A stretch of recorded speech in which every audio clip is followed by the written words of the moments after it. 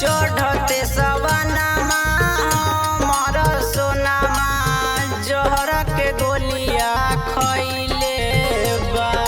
चढ़ते सवनमा हमर सोनमा जहर के गोलिया खइले बा। अब तू ही बचाव ए भोले बाबा डॉक्टर रे भर कइले बा।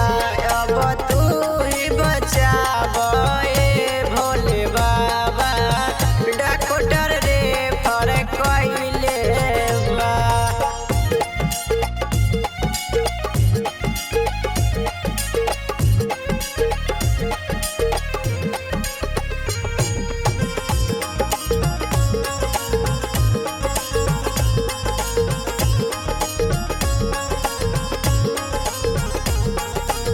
करबो बाबा हम 16 सोमारी पेट से जहरावा तो न बहाई।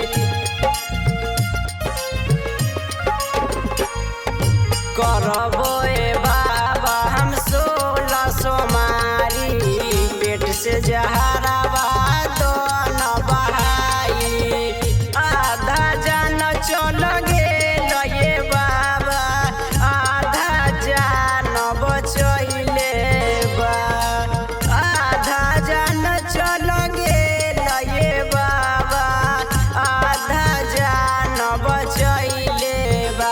अब तू ही बचाव ए भोले बाबा डॉक्टर रे भर कइले बा। अब तू ही बचाव ए भोले बाबा डॉक्टर रे भर कइले बा।